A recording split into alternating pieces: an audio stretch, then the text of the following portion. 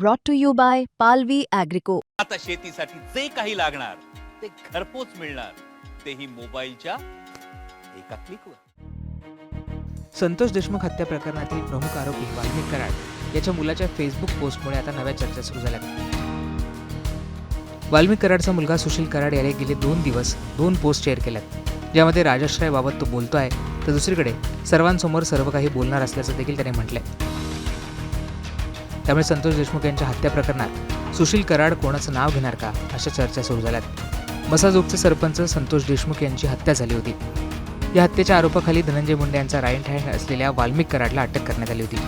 वाल्मिक कराड सध्या पोलीस कोठडीत आहे। या सगळ्या प्रकरणात आता वाल्मिक कराडच्या मुलाने पोस्ट लिहित खळबळ उडून दिली आहे। सुरुवातीच्या पोस्टमध्ये राजाश्रय कुणाला, आम्हा तुम्हा असं सुशील कराड याने लिहिलंय। या त्याच्या पोस्टवर धनंजय देशमुख यांनी प्रतिक्रिया दिली होती।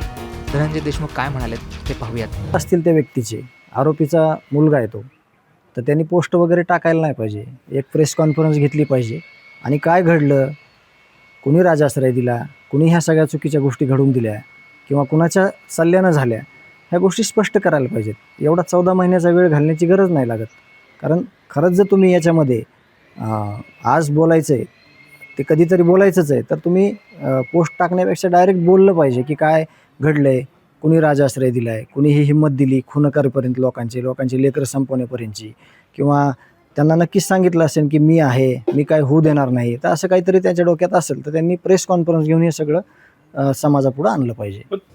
दरम्यान देशमुखांच्या बाईटनंतर आता सुशील कराड याने आणखी एक पोस्ट लिहिली आहे। या पोस्टमध्ये त्याने आत्ता मात्र सर्वांसमोर सर्व काही बोलणार असं म्हटलंय। त्याच्या या पोस्टमुळे वेगळ्या चर्चा सुरू झाल्यात। सुशील कराड काही खुलासा करणार का, या हत्येमागील आणखी कोणाचं नाव घेणार का, अशा चर्चा आता सुरू झाल्यात।